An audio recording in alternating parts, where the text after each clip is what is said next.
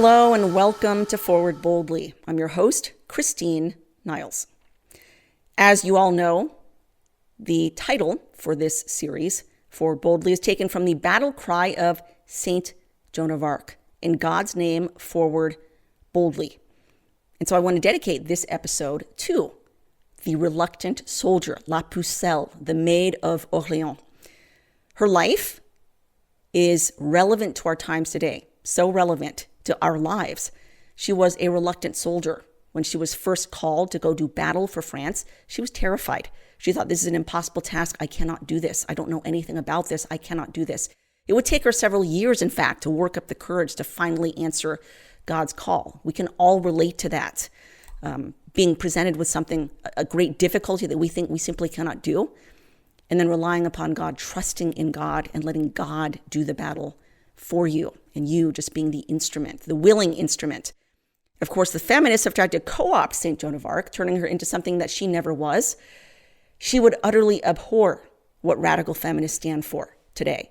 Her life was one of simplicity, humility, docility, and obedience to the will of God in his church.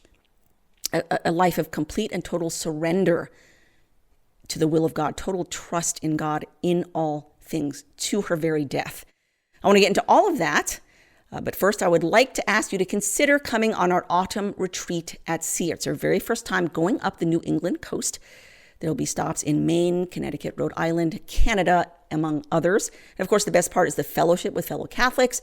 There's going to be daily prayer, rosary, mass adoration, confession, and of course, compelling and powerful talks by Michael Voris. I myself have been on the retreat at sea many times, and I cannot recommend it highly enough. And you'd be surprised how actually affordable it is. So just go to our website, churchmilitant.com/retreat at sea autumn to sign up. So here I am at the Cathédrale de Notre-Dame, which is the heart of Paris, one Ile de la Cité. And Paris is arranged in what they call arrondissements, which are essentially zones, starting from the premier arrondissement, which is the number one, first zone, and then it radiates outwards. So here we are in the premier arrondissement, in the heart of Paris. I love the fact that it's Notre Dame that is the heart of Paris. And unfortunately, it's closed right now because of the reconstruction owing to the blaze that happened a few years ago. But fortunately, they're restoring it to its original design rather than some of the really monstrous modernist designs that people were proposing. And one of the things that I love about France is, even though many of the French people have become very secular, many of them have turned away from the faith, France remains at her very heart and soul a French nation. As we know, she's the eldest daughter of the church, and for more than a millennium, the soil of this country has been steeped in the blood of the saints and the martyrs. I mean, it's in the very heart and bones of France, despite the massive falling away of the faith. Like I said, the very soil of France is rich with her Catholic history, rich with the blood of the martyrs and the saints. And everywhere you go, you see signs of this. You see little Catholic churches in these little nooks and little signs, little Catholic insignia here and there. It's a very Marian country. And let us pray that France returns to her faith, the Catholic faith. So France is a deeply Catholic country, even if most of French Catholics today have abandoned the faith and no longer practice it. Catholicism is the very heart and soul of France. It is who France is, in her soil, in her bones, and she cannot escape it. When you go to France, you see the remnants of Catholicism absolutely everywhere. In this way, France is completely different from America, which is primarily Protestant, primarily founded by a Protestant majority. Many Puritans, also Anglicans. Catholics were always the minority in America. We always had to sort of fight for our existence, for the right to exist. If you study the early American history, you'll see that there were many penal laws that actually penalized Catholics for practicing the faith. We were very much second-class citizens in the early colonies of America. And it was not that way at all in France. France is the eldest daughter of the church, meaning that it was the first Catholic kingdom. France's Catholic history goes back 1,000 years. And the Catholic Church has always had a favored status, not in modern days, of course, but throughout most of the history of France, the Catholic Church has worked hand in hand with the government, with the kings and the monarchs. So St. Joan of Arc was very much a part of the Catholicism of France. Of course, she's the patron saint of France. And the fleur de lis, or fleur de lis, depending on where you come from, is, of course, one of the symbols of royal France. What is the fleur de lis? Well, it really stands for Our Lady. It's the lily. And Our Lady is represented by the lily. The lily represents purity. Our Lady is the Lady of Purity. And so France and the Catholic faith, and of course Mary, have always been intertwined for 1,000 years. And so, like I said, deeply in the bones, the very soil, the very heart of France. And we need to pray that the French return to their heart, to their soul, to what made France so great and so amazing, the civilization that it is today. It is her Catholic faith. St. Joan of Arc was born in Domremy in France. And what's very interesting, quite the coincidence, is that as I was preparing for the launch of this series, this program, Forward Boldly, we randomly chose a date in January to launch or air our first episode, which was titled Collapse of Nations, on the myth of overpopulation, the harms, the great damage of population control, population collapse, demographic winter, that sort of thing. And we thought, okay, well, we should air this every Tuesday and Thursday. So let's pick a date in January that coincides with that. And so we just chose January 6th. Thought, okay, yeah, let's do that. And I can tell you, there was no other thinking that went into it other than we just need to choose a date in early January to launch this, either Tuesday, Thursday. And so I just chose that date because it worked. Well, I didn't even realize until I aired my first episode, reading the comments in response, there are very, very many positive comments. One commenter said, "Oh, Christina, was very wise of you to choose January 6th, which is the birthday of St. Joan of Arc, to air your program Forward Boldly." And I saw that. I'm like, well, gosh darn, I had no idea that was the birthday of St. Joan of Arc. I just wasn't thinking. I hadn't put two and two together. So for me, it was significant because I thought, okay, there's sort of the divine stamp of approval. And I felt very much in that moment like, oh, St. Joan of Arc is definitely watching over this program. She's the patron saint of this program, and how perfect that my first episode would air on her birthday. And I didn't even plan it that way. It just happened that way. And of course, I don't think it's a coincidence. I think it's providential. Anyway, just a little tidbit that I thought was very, very cool when that happened.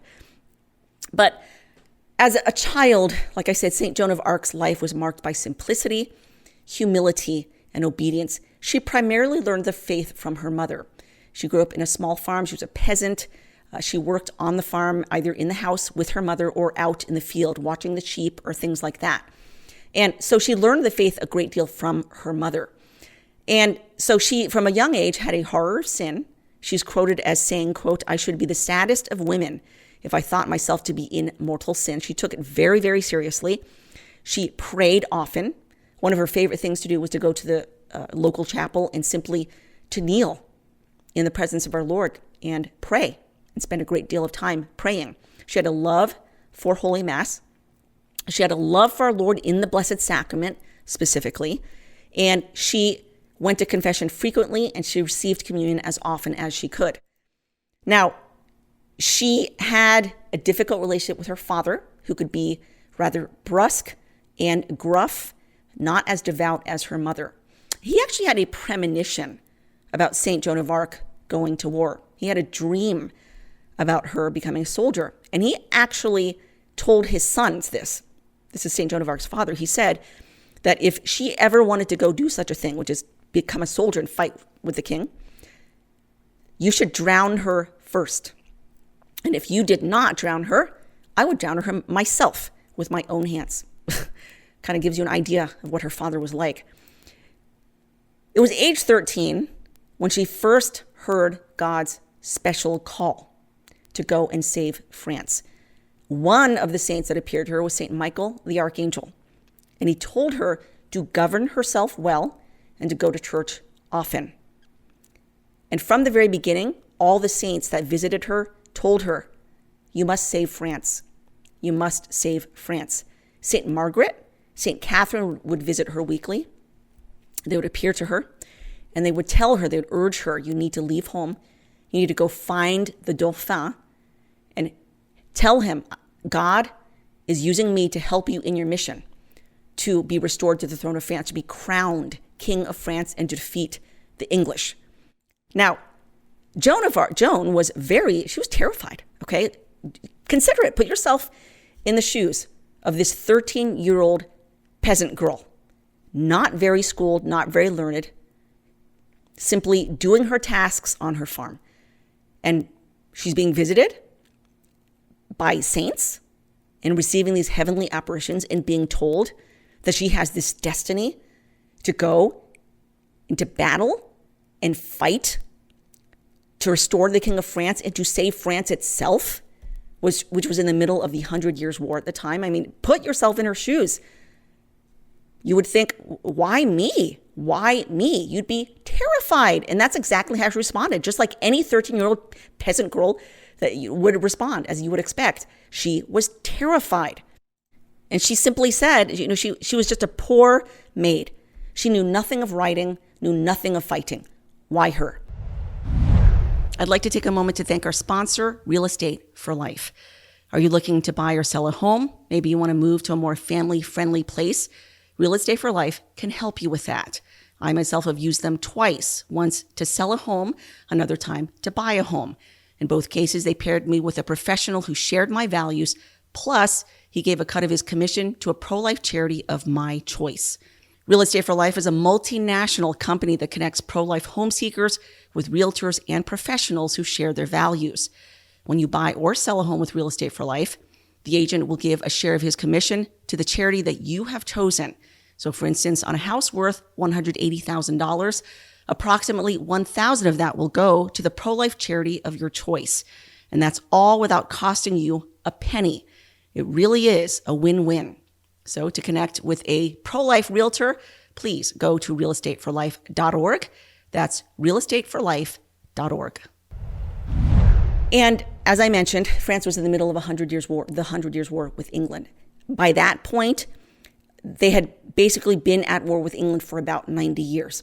And the coffers of France were empty. France was bankrupt. Charles, the Dauphin, was in hiding. He was afraid. The French forces were discouraged and demoralized, and it seemed everywhere France was losing ground to the English.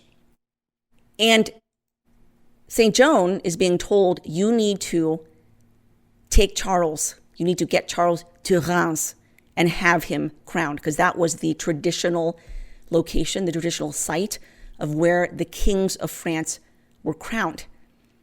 And Reims had to be overtaken, taken back from the English.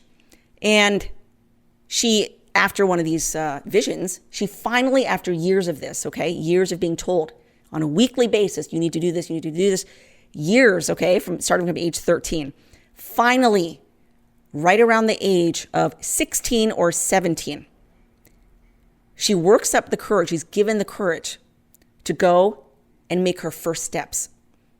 And so she rides to the town of Vaucouleurs, and she finds one of the prince's assistants, Robert Baudricourt. And she tells him that she's sent on a mission by God to help the Dauphin, to help him be crowned King of France and to rescue France from English forces. And Baudricourt responds exactly as you would think an adult male would respond to a 16, 17-year-old teenager coming to him and telling him these things. He basically laughed her to scorn. He said basically that she needed to go back home to her parents, that her parents should whip her. And she initially resisted. She says, it is God who commands it. Didn't matter. Baudricourt didn't want to listen. He said, just get out of here. Leave. And so she goes back, dejected, demoralized, discouraged, probably wondering why God sent her on this mission if she was just going to fail. But then she decides, after a while, after working up courage again, to come back, okay? She perseveres. That's very important. She perseveres. And she doesn't allow this initial refusal and rejection to get her down and keep her down. She goes back. Her second visit to Baudricourt happens in January 1429. There she predicts the fall of Orléans, the city of Orléans. And lo and behold, the city of Orléans actually falls. It happens exactly as she says. And it was then that Baudricourt began to take her seriously, but not quite yet. They wanted to test her. And so they send word to the Dauphin, Charles, that this young maid is coming to visit him. And she has a message for him from God. So on March 8th, 1429, she goes there. But she's subjected to a test that she doesn't know about.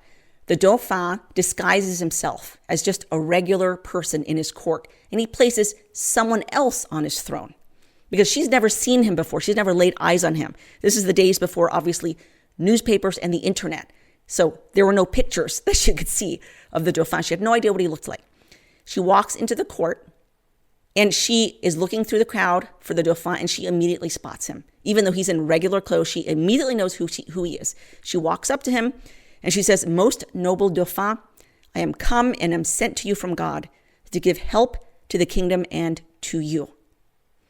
So the king, of course, realizing that she passed this first test, takes her apart into a room, a private room, and they have a discussion. We don't know what it is that they talked about, but we do know that she confided to him a secret that only he knew. Nobody else in the world knew about this secret. She confided to him this secret that was revealed to her by God. And that was what convinced him that she truly is on a mission from God. So it was after she confided the secret to him that he begins to believe that she truly is sent on a mission from God. But as a precaution, he sends her to Poitiers, where she's examined by a panel of learned doctors and theologians. And they ask her all sorts of questions about her visions, about the apparitions, about the things that she's being told, about her beliefs, everything. They grill her for hours. And all of her answers impress the panel, such that they return a verdict, a judgment, that nothing she says is heretical. Nothing she says is contrary to the Catholic faith, and that she does indeed appear genuine. So it's once Charles receives that sort of clean bill of health from this panel of experts and theologians that he begins to incorporate St. Joan of Arc into his army. And so she returns to Chinon, and the army prepares for its campaign.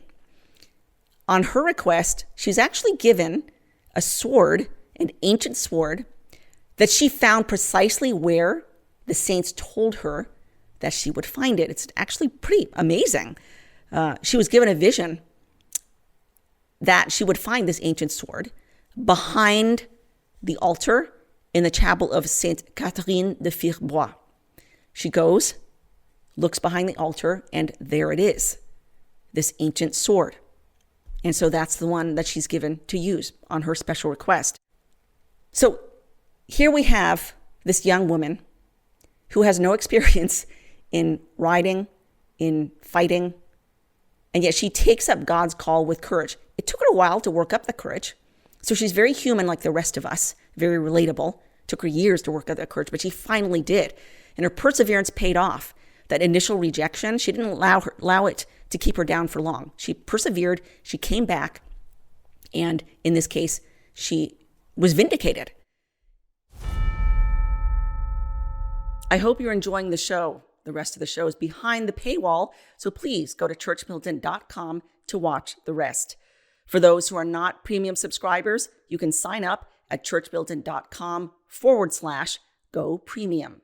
See you there.